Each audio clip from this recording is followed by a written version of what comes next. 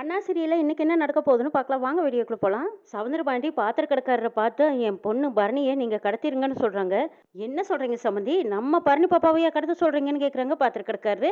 அவங்க மகன் ஆஹா இது நல்ல சான்ஸ் பெத்த அப்பனே கடத்த சொல்லும்போது ஆஹா இது ஒரு நல்ல சான்ஸ் நம்ம ஆசைப்பட்ட மாதிரியே அவளை கெடுத்துட்டு அதுக்கப்புறம் அவளை தூக்கி வீசிட வேண்டியதான் அப்படின்னு கேவலமா நினைச்சிட்டு இருக்கிறாங்க.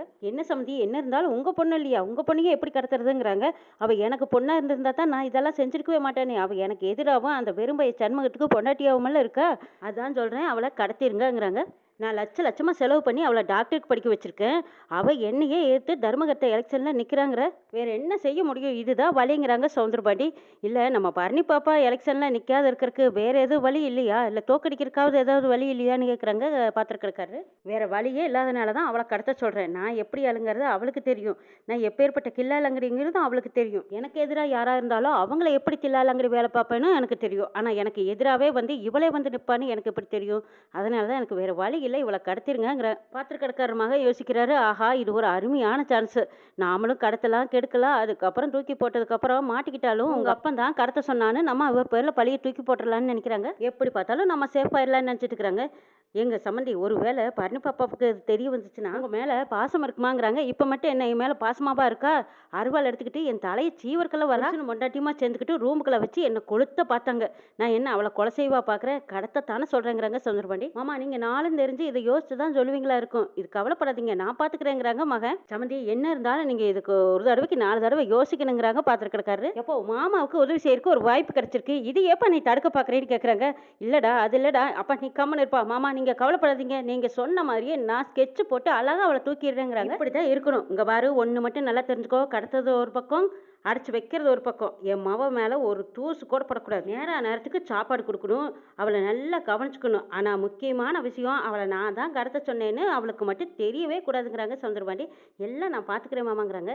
பாத்திர கிடக்கிறதுக்கு இதில் கொஞ்சம் விருப்பம் இல்லாமல் இருக்காரு. மாமா நீங்கள் ஒன்றும் கவலைப்படாதீங்க நாங்கள் பார்த்துக்குறோம் எல்லாம் அப்படிங்கிறாங்க. சரிங்க சம்மதி நானும் கூட மாட இருந்து என்ன பண்ணணுமோ ஒத்தாசு பண்ணுறேன் அப்படிங்கிறாங்க பாத்திர கிடக்காரு. ஆமாம் மாமா நீங்கள் இப்படி ஒரு வாய்ப்பு பயன்படுத்தி கொடுத்துருக்கீங்க. அது மட்டும் இல்லாமல் உங்களுக்கு எப்போ நாங்கள் உதவி செய்யலாமோன்னு காத்துக்கிட்டு கிடக்குறோம். அப்படி ஒரு பாக்கியத்தை கொடுத்துருக்கீங்க. நாங்கள் கண்டிப்பாக உங்களுக்கு இதில் உதவுவோங்கிறாங்க. இப்படி ஒரு சான்ஸும் வாய்ப்பும் கொடுத்ததுக்கு ரொம்ப நன்றி மாமாங்கிறாங்க. அந்த நன்றியை நான் சொல்கிற மாதிரி வச்சுக்கோ அப்படின்ட்டு போகிறாங்க சவுந்தரபாண்டி. சனியனுக்கு என்ன இருந்தாலும் பாத்திர கடைக்காரர் மக மேலே நம்பிக்கை இல்லை. ஐயா இவனை நம்பலாமா? இவன் மொழியே சரியில்லையேங்கிறாங்க. டேய் என் மொழியை பார்த்தே பயப்படுறவனுங்க இவனுக்கு அப்பனும் மௌனம் மொழியை பற்றி நீ என்கிட்ட பேசுறியா? டேய் யார் நம்பினாலும் இவனுங்களை நம்பலாம்டா. தாராளமாக நம்பலாங்கிறாங்க. இவனுங்களுக்கு எப்பவுமே என் மேலே மதிப்பும் மரியாதையும் இருக்கும் அப்படின்னு சவுந்தரபாண்டி சொல்கிறாரு. சண்முகம் பரணிக்கிட்ட நான் அத்தைக்கிட்ட சத்தியம் பண்ணனதும் நியாயம்தான். நீ போய் எலெக்ஷனில் நின்னதும் நியாயம்தான். சரி நீ வா வீட்டுக்கு போகலான்னு கூப்பிட்றாங்க. இல்லை நீ எந்த விளக்கமும் எனக்கு சொல்ல வேண்டாம். முதல்ல நீ போங்கிறாங்க பரணி. பரணி நான் உன் அம்மாவுக்கு சத்தியம் பண்ணி கொடுத்தேன். நீ எங்கள் அம்மாவுக்கு சத்தியம் பண்ணி கொடுத்தேன். எல்லாம் சரியாக போச்சு வாங்குறாங்க. எலெக்ஷனில் நான் நிற்கிறேன்னு சொன்னதும் நீ என்னமோ அந்த குறி குதிச்சேன். நான் உன் கூட வரல போடாங்கிறாங்க பரணி. நீ அவ்வளவு தைரியமான ஆளாக இருந்தால் எனக்கு எதிராகவே நின்னுக்கோ. எங்கள் அப்பாவோட சேர்ந்து ஓட்டு வாங்கிக்கோ. நான் என்னால் முடிஞ்சதை நான் பார்த்து ஜெயிச்சுக்கிறேன் போங்கிறாங்க பரணி. உன் மேலே கோவப்பட்டது தப்பு தான். உங்கள் அப்பனும் அண்ணனும் வந்து என்னை உசுப்பேற்றி விட்டுட்டு போயிட்டானுங்க. அந்த கோவத்தை வச்சுக்கிட்டு தான் நான் வந்து அப்படி ஆடிட்டேன். அதுக்கு தான் நான் உங்ககிட்ட மன்னிப்பு கேட்டுட்டேன். வா போவான்னு கூப்பிடுறாங்க. அதுவும் தவிர நீ பசி தாங்க மாட்டியல உனக்காக 50 பேர் அங்கே சாப்பிடாத உட்காந்துருக்காளுங்க. வா போவான்னு கூப்பிடுறாங்க. அதெல்லாம் ஒன்றும் தேவையில்லை. நீ பாட்டுக்கு திட்டுவே நீ பாட்டுக்கு பேசுவே கண்டபடி பேசுவே அப்புறம் நீ ஆடுவே அப்புறம் கோவப்படுவே. இதெல்லாம் எனக்கு தேவையே இல்லை. நீ முதல்ல இப்போ போக போறியா இல்லையாங்கிறாங்க. இப்போ என்னெல்லாம் செய்யணும்? உன் காலில் விழுந்து மன்னிப்பு கேட்க சொல்றியான்னு கேட்குறாங்க சண்முகம். பரணி சண்முகத்தை பார்த்து ரசித்து முணுமுணுக்கிறாங்க. ஒரு முத்தம் கொடுன்னு கேட்பேன் நீ செய்வியா அப்படிங்கிற மாதிரி பார்க்குறாங்க. என்ன சொன்னேன் சத்தமாக சொன்னா தானே கேட்குங்கிறாங்க. மரமண்டை ஒரு தடவை தான் சொல்லுவாங்க. இதுக்கு மேலே எல்லாம் சொல்ல முடியாது. உன்னோட சான்ஸ் முடிஞ்சு போச்சு போங்கிறாங்க. இல்லை நீ என்ன சொன்னேன்னு சத்தமாக சொன்னீங்கன்னா தானே நானும் என்ன செய்வேன்னு எனக்கு தெரியுங்கிறாங்க. அதெல்லாம் ஒன்றும் சொல்லி உனக்கெல்லாம் புரிய வைக்க முடியாது. மரமண்டை நீ முதல்ல இங்கிருந்து போங்கிறாங்க. இல்லை நீ இல்லாமல் போனால் எங்கள் அப்பங்கிட்ட யார் பேச்சு வாங்குறதுங்கிறாங்க சண்முகம். ஓஹோ அப்போ மாமா சொல்லித்தான் நீங்கள் வந்தியா? அப்போ உனக்கா தோணலையா என்னை கூட்டிகிட்டு போகணுன்னு? நானா கூப்பிடணுன்னு தான் வந்தேன். எங்கள் அப்பனும் சொல்லி விட்டது. இப்போ திருப்பி நீ கேட்டு போட்டீங்கன்னா நான் என்னெல்லாம் செய்வேன் அப்படிங்கிறாங்க. இங்கே பாரு வர முடியாதுன்னா வர முடியாது தான். சண்முகம் பார்க்க வரைக்கும் பார்த்துட்டு கொஞ்சறாங்க. வாடி செல்லம் போல வா அப்படின்னு கூப்பிடுறாங்க. இவனை இன்னும் கொஞ்சம் நேரம் கெஞ்ச விட்டா தான் இவன் நல்லா அடங்குவான்னு நினைக்கிறாங்க பரணி. கெஞ்சு கூப்பிடுறனால வாங்குறாங்க. டேய் நான் வரமாட்டேன் போடா அப்படின்னு சொல்லிட்டு இருக்கிறாங்க பரணி. இந்த பக்கமா பாத்திர கிடக்கிற பையன் ஒரு 4-5 ரவுடிகளை கூட்டிட்டு வந்துட்டாங்க. ஆஹா இப்பதான் வாசலையே கண்டுபிடிச்சிருக்கோண்டா. இன்னும் கொஞ்சம் நேரத்துல ஸ்கெட்ச் போட்டு அவளை தூக்கிட வேண்டியதான்னு முடிவு எடுத்துக்கிறாங்க. அண்ணே அவ புருஷ சண்முகம் உள்ளதா இருப்பான் போல இருக்கு. அவனை அடிச்சு தூக்கி போட்டுட்டு நம்ம அந்த பிள்ளைய கடத்திட்டு போயிடலாமான்னு கேட்குறாங்க. டே கொஞ்சம் பொறுமையா இருடா. அவன் உள்ள இருக்கான். அவன் சண்முகம்டா. அவங்ககிட்ட சாதாரணமா யாரும் மோத முடியாது. கொஞ்சம் பொறுமையா இருங்கடாங்கிற பரணி சண்முகத்திட்ட சொல்றாங்க. நீ மிரட்டினாலும் பயப்பட மாட்டேன். எங்க அப்பா மிரட்டினாலும் பயப்பட மாட்டாங்கிறாங்க. நீ யாருக்கும் பயப்பட வேண்டாம் ஆத்தா சாமி. நீ வா, முதல்ல வந்தீன்னா போதும், உன்னை கும்பிடு போட்டு கூப்பிட்டுக்கிறேன், வா போலான்னு கூப்பிடுறாங்க. பாக்குறதுக்கு பாவமா தான் இருக்கு. சரி சரி வர இருடா, மூஞ்சி கழுவிட்டு வரேன்ட்டு அந்த பக்கமா வர்றாங்க பரணி. அப்பா முருகா, ஏன்டா இந்த பொம்பளைகளை இப்படி டிசைனா படிக்கிறியோ, பாரு என்ன பிடிவாதம் அப்படின்னு பார்த்துட்டு இருக்காங்க சண்முகம். ஏய் பாருடா, தானா வந்து சிக்கிட்ட பாரு, எப்படி தூக்குறதுன்னு தவிச்சுக்கிட்டு இருந்தேன், அவளா வந்து மாட்டுறா பாருங்கிறாங்க பத்திரக்கடைக்காரரு. சண்முகமும் கொஞ்ச நேரம் வெயிட் பண்ணி பாக்குறாங்க. பரணி பரணின்னு கூப்பிடுறாங்க. இந்த பக்கமா பாத்ரூம் பக்கம் வந்து பாக்குறாங்க. ஏ பரணி, எவ்வளவு நேரம் வெயிட் பண்றது, வா வான்னு கூப்பிடுறாங்க. பாத்ரூம் கதவை தட்டி பாக்குறாங்க. உள்ள யாரும் இல்ல. என்னை காக்க வச்சுட்டு இவ எங்க போயிருப்பா அப்படின்னு அந்த பக்கம் இந்த பக்கம் தேடி பாக்குறாங்க. எம்பிட்டு கெஞ்சி கெஞ்சி பார்த்தனே, மனசு மாறாம இப்ப எங்கிட்டயும் ஓடிட்டாலே அப்படின்னு சொல்லிட்டு வீட்டுக்கு போயிடுறாங்க சண்முகம். பரணியை கடத்திட்டு வந்து ஒரு குடோன்ல அடைச்சு வைக்கிறாங்க. வாய்க்கிட்ட அவுத்து விடுங்கடா அப்படிங்கிறாங்க. ஐயோ கத்துமே இந்த பிள்ளைங்கிறாங்க. கத்துனா கத்துட்டுமே, அதனால தானே எங்க அப்பா இவ்வளவு தூரம் ஊர் விட்டு தள்ளி குடோனை கட்டி வச்சிருக்காங்கிறாங்க. பரணி வாயில ஒட்டி இருந்த பிளாஸ்டர் எடுத்துடுறாங்க. டே, யாரை கடத்தின, யார் மேல கை வச்சிருக்கிற, இது சண்முகத்துக்கு மட்டும் தெரிஞ்சா என்ன ஆகும் தெரியுமா, உன் குடல் உருவி மாலையா போட்டுருவான் தெரியுமா, கொன்னே போட்டுருவாங்கிறாங்க பரணி. அதுவும் எங்க அண்ணன் முத்துப்பாண்டிக்கு தெரிஞ்சதுன்னு வச்சுக்கோ, உன்னை கொன்னே போட்டுருவாங்கிறாங்க. ஆமா, நிஜமாலுமே நீ பைத்தியம் மாதிரி நடிக்கிறியா இல்ல என்னை பைத்தியம்ங்கிறியா அப்படின்னு கேட்கறாங்க. நீ தாண்டா பைத்தியம், என்ன ஆள் தெரியாம தூக்கிட்டு வந்துட்டேங்கிறாங்க பரணி. ஏய், உன்னை கடத்த சொன்னதே உங்க அப்பா சவுந்தர பாண்டி தான்ங்கிறாங்க. நீ போய் சொல்றீன்னு சொல்றாங்க பரணி.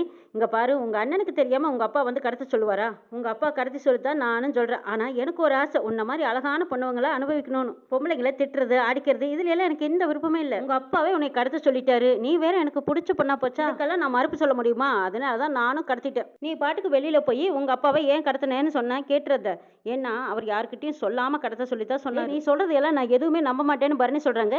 நீ நம்பினாலும் நம்பினாலும் அது என்ன இருந்தாலும் உங்க அப்பா, அதுலயும் அவர் ஒரு பெரிய மனுஷன் வேற. ஆனா நீ அவரை எதிர்த்து எலெக்ஷன்ல நிக்கலாமா, அவரை எதிர்த்து நிக்கிறதெல்லாம் தப்பு இல்லையான்னு கேக்குறாங்க. ஓஹோ, எலெக்ஷன்ல நிக்கிறதுனால தான் இப்படி ஒரு காரியத்தை பண்ணியிருக்காங்களான்னு பரணிக்கு புரிஞ்சு போச்சு. ஏம்பல நான் ஒன்று கேட்கட்டுமாங்கிறாங்க. டேய், முதல்ல 4 அடி தள்ளி நின்று பேசுடாங்கிறாங்க பரணி. அட, இதெல்லாம் ரகசியமா பேச வேண்டிய விஷயம், கேளு. உனக்கு அந்த சண்முகத்துக்கும் கல்யாணம் ஆனதோட சரியாமே, மேற்படி எதுவுமே நடக்கலையாமே. அந்த அன்னைக்கு ஜஸ்ட் மிஸ் ஆயிடுச்சு, அவன் மட்டும் அந்த அன்னைக்கு வரலினா நான் தான் உனக்கு மாமா. டேய், சண்முகத்தையும் முத்துப்பாண்டிய விடுறா, என் கையை மட்டும் கட்ட அவுத்து பாரு, என்கிட்ட ஏதாவது வச்சுக்கிட்ட உன்னை நான் கொன்னே போட்டுவேங்கிறாங்க பரணி. டேய், என் கோவத்தை பற்றி உனக்கு தெரியாதுடான்னு சொல்கிறாங்க பரணி. நீ என்ன நினைக்கிறியோ அதை மாமா நிறைவேற்றி வைக்கிறேங்கிறாங்க. டேய், மரியாதையாக போயிடுறா, இல்லைன்னா உன் மூஞ்சியில் காரி துப்பிடுவேன்னு சொல்கிறாங்க பரணி. டேய், நான் சண்முகத்தோட பொண்டாட்டிடா, அவன் கோவத்துலேயும் பாதி கோபம் எனக்கு இருக்குது. தப்பான இடத்துல கை வச்சுட்ட, தப்பாக நடந்துக்கிட்ட, உன் குடலை உருவி மாலையாக போட்டுருவேன், கொன்னே போட்டுருவேன், ஜாக்கிரதைன்னு மிரட்டுறாங்க பரணி. நான் தவற விட்டுட்டனாலும் என் புருஷன் வந்து உன்னை சாவடிச்சிருவான், மரியாதையாக கட்ட விட்டு விட்டுடா அப்படின்னு சொல்லி மிரட்டுறாங்க. எதுக்குன்னு துணிஞ்சு அஞ்சாமல் நிற்கிறாரு பாத்திர கிடக்காரு மகன். சண்முகம் வீட்டில் போய் பேசிகிட்டு இருக்காங்க. ஏப்பா, இது என்ன முதல்வர் தேர்தலா இல்லை பிரதமர் தேர்தலா, ஏதோ நம்ம ஊர் தர்மகர்த்தா தேர்தல், இதில் நிற்க வேண்டாம்னு சொன்னேன், இதுக்கு என்னப்போ மன்னிப்பு கேட்க சொன்னேன், மன்னிப்பும் கேட்டாச்சு, இவ என்னென்ன செய்யணும்னு நினைக்கிறாளோ அதையெல்லாம் நான் செய்கிறேன்னு சொல்கிறேன். அப்புறமும் கோவத்தோடவே இருந்தால் நான் என்ன தான் செய்யட்டுங்கிறாங்க. ஏன்னா அதுக்கு வீட்டுக்கு வர்றதுக்கும் சாப்பிட்றதுக்கும் இவளுக்கு என்னவான்னு கேட்குறாங்க வீரா. மூஞ்சி கழுவிக்கிட்டு வரேன்ட்டு போனவள ஆளையே காணோம். நானும் கரடியாக கத்தி பார்த்துட்டேன், காணவே காணோம். அங்கே போய் பார்த்தா அப்புறம் பேனு திறந்து கிடக்கு. என்னையும் ஏமாத்திட்டு எங்கனையோ போயிட்டா. இப்போ நான் அவளை எங்கேன்னு தேடிட்டுங்கிறாங்க. சொன்னீங்க ஆக்க கட்ட கூவ, அதுக்குள்ள இங்கே எதுக்கு வந்து, அப்படியே போய் தேட வேண்டியதான்னு சொல்கிறாங்க வைகுண்டோ. நானும் அப்படியே எல்லாம் அங்கங்கே போட்டபடி திறந்து போட்டு வர முடியுமா, சரின்ட்டு எல்லாம் பூட்டிட்டு வண்டி எடுத்துக்கிட்டு வீடு வந்து பார்க்கலான்னு வந்தேன், இங்கேயும் காணா. இவங்க எல்லாரும் பேசிட்டு இருக்கும்போது பாக்கியமும் எஸ்கி வராங்க. பரணி வந்துட்டாலான்னு கேட்குறாங்க. அத்தை, அதை பற்றி தான் பேசிட்டு இருக்கோங்கிறாங்க. வீராங்க வந்தாலாங்கிறாங்க. அங்கே தான் வரலின்னு நான் அப்பவே அண்ணங்கிட்ட ஃபோனில் சொன்னேங்கிறாங்க பாக்கியம். அதுக்கப்புறம் சண்முகம் போய் பரணி ஆஸ்பத்திரியில் பார்த்துருக்குறானே, பா சாப்பிட போகலான்னு கூப்பிட்டுருக்கான், அவளும் வீம்பு பிடிச்சிட்டு வரமாட்டேன்னு சொல்லியிருக்கான். அதுக்கப்புறம் என்னதான் பண்ணுறதுங்கிறாங்க வைகுண்டோ. எனக்கு என்னமோ அத்தை இங்கே வந்ததும் அந்த வீட்டுக்கு தான் பரணி அணி போயிருக்கோன்னு நான் நினைக்கிறேங்கிறாங்க. கடி ஃபோன் பண்ணி பார்த்தீங்களான்னு எஸ்கி கேட்குறாங்க. ஃபோன் பண்ணால் சுவிச் ஆஃப்னால வருதுங்கிறாங்க சண்முகம். பரணி இப்படியெல்லாம் போகிற ஆள் கிடையாது, அப்படியெல்லாம் போக மாட்டான்னு வீரா சொல்கிறாங்க. ஆனால் ஆமாம், போக மாட்டாதான்.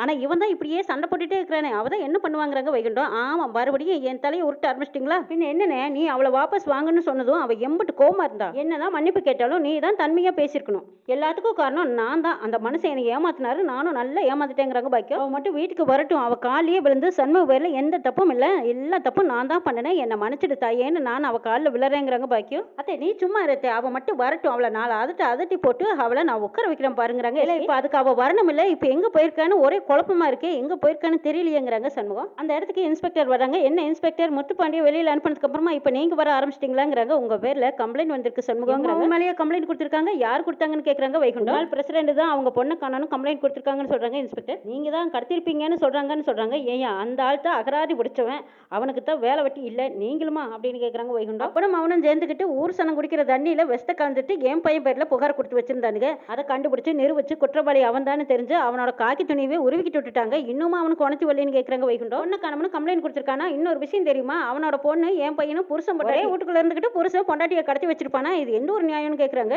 ஐயா கம்ப்ளைண்ட்ல அந்த விவரமெல்லாம் எதுவுமே இல்லைங்கிறாங்க. அதை எப்படி அவர் சொல்லுவாரு? அவருக்கு தான் இவன் பேர்ல முன்பகை. ஏதாச்சும் ஒண்ணு இவனுக்கு குடைச்சல் குடுக்கணும்னே ஏதாவது ஒண்ணு உளறிக்கிட்டு வந்து கம்ப்ளைண்ட் குடுத்துருப்பாருன்னு சொல்றாங்க பாக்கியம். அவர் கம்ப்ளைண்ட் குடுத்தாருன்னு நீங்க உடனே அரெஸ்ட் பண்ண வந்துருவீங்களான்னு கேக்குறாங்க. ஐயோ அம்மா அரெஸ்ட் பண்ணவெல்லாம் வரலையம்மா, அரெஸ்ட் பண்ணவெல்லாம் வரல, விசாரிக்க தான் வந்தோங்கிறாங்க. என்ன விசாரணை? என் மருமவன் தங்கமானவன். உங்க மனைவியை நீங்க அடிச்சீங்களான்னு இன்ஸ்பெக்டர் கேக்குறாங்க.